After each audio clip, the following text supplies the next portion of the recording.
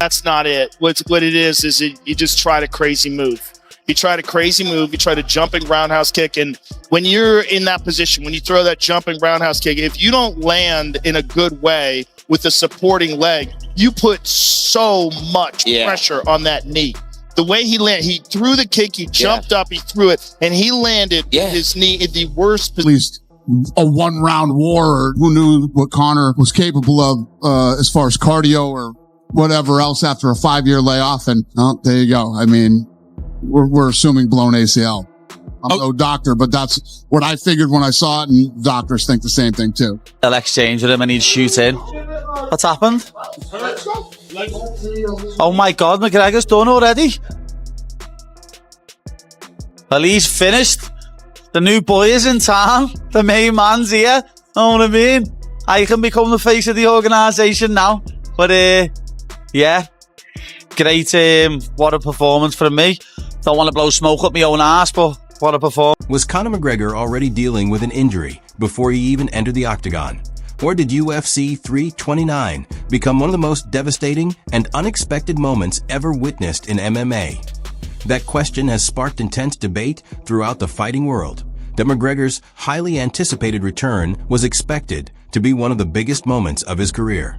However, the fight came to an abrupt end just over a minute after it started, leaving fans around the globe shocked and searching for explanations. Joe Rogan, along with many others in the MMA community, began looking for answers as speculation spread rapidly across social media. Some supporters believe there may have been signs that something was wrong before the fight even officially began. That's what unfolded. Yeah, I mean, I had the man weak in the knees, I guess, so, all jokes aside, I just hope he's good, I know Conor been battling some stuff, looked like he really been changing, he found God, he had his kids in there, so, during the fight, you could obviously tell his demeanor changed, and I was, shout out to the ref. I was trying to tell the ref sooner, like this guy's kids is front row, I don't want to see him take unnecessary damage, trying to stop the fight, but this is how crazy Conor is. The first time he's on the ground, I was punching him, he's like, fight. I was like, okay, that's why I backed up. I said, stand up there, let's fight. And then he fell back down, and then the fight was called. McGregor starts the fight. He's got a fucking mohawk. Why not? And what does he start the fight with? I predicted it would be a spinning back kick to the body. No, he starts the fucking fight with a lunging, jumping switch kick to the head on Max Holloway.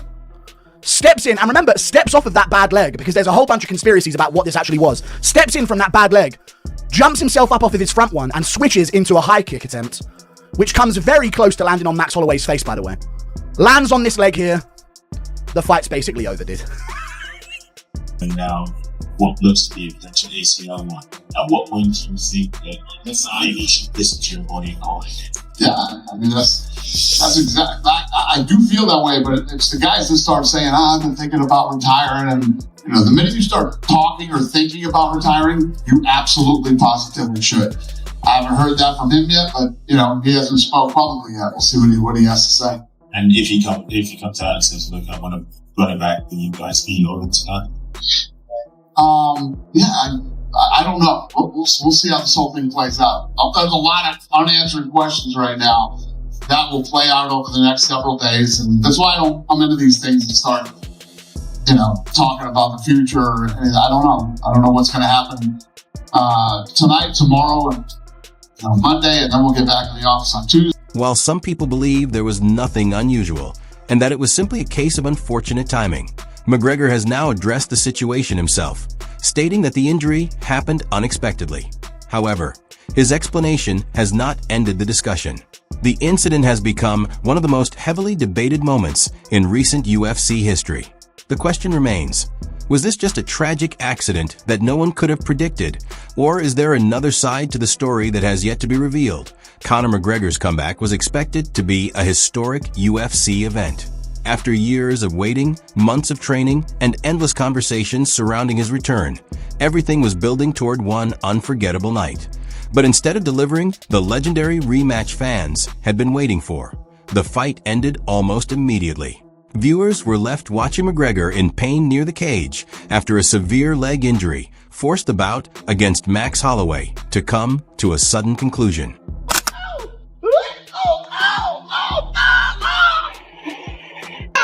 Messi? His leg already? His leg already? Conor McGregor? Did he just hurt his leg already? Conor McGregor hurt his leg. Yeah, good luck, you risky doing that stuff, bro. He said he's gonna play this. Oh, shit.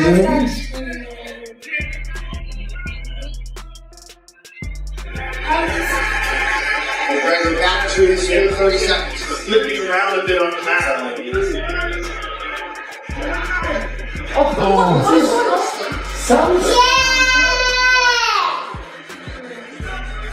Holloway's looking at the referee. Because the referee is injured. Mike Belshot says keep working.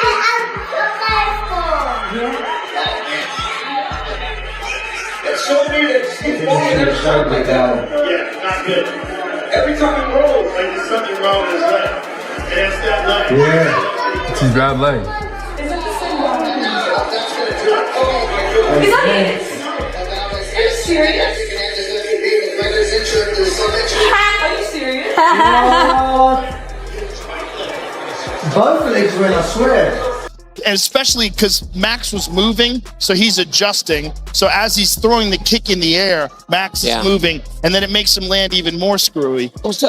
I was telling John, it's like this whole thing, right?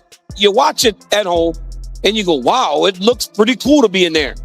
But to be in there, it's like every single bad thing you could ever experience in your life. Some viewers have focused on events that took place throughout fight week, suggesting that McGregor may have been dealing with a problem before the fight even started. However, others believe there is no solid proof behind those claims and argue that injuries of this nature can happen suddenly at any moment inside the octagon. For now, those theories remain unconfirmed, but they have quickly become one of the main discussions surrounding UFC 329 and McGregor's unexpected return. It's like an adrenaline rush that can't compare to anything. You could jump out of a plane, you could climb a mountain, you could do all that. It will never feel like walking through the crowd to an arena of 20,000 people with another man standing there that wants to beat you. Yeah. And when you've been away from that for so long and you come back in there, it's like you're shot out of a cannon.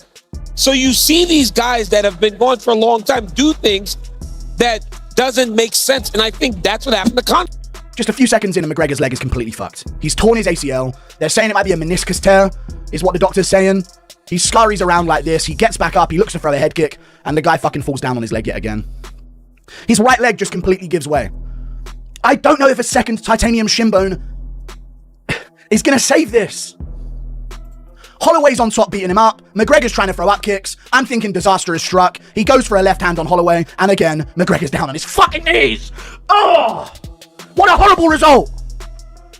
And I say it again, even if you hate McGregor, dude, you didn't even get to see Max Holloway beat the shit out of him. I called Max Holloway winning by TKO, I saw it coming. Call me a bad main event predictor now, folks. You know what, I'll say this, commiserations to Conor McGregor, and also commiserations to Max Holloway, and commiserations also to all of the fans. The fever around this fight was insane. It really was, and I can only imagine all these people from all over the world that spent money, that put it on the credit cards, that took out loans, that flew to Las Vegas and bought tickets, and for the main event to end like that was such a disappointment. It really was. Now, I said it on the post-fight show that it might be the last time Conor McGregor ever. Joe Rogan was among those who spoke about how devastating the ending was.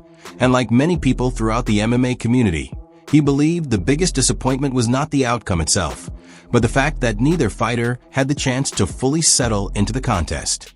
After years of anticipation surrounding McGregor's return, fans were left without the answers they had been hoping to see. McGregor later responded publicly, strongly denying that he entered the fight while knowingly injured. In his statement, he explained that everything felt normal throughout his training camp. One eye. I've got no knees. I've got fake knees. I live in constant neck pain.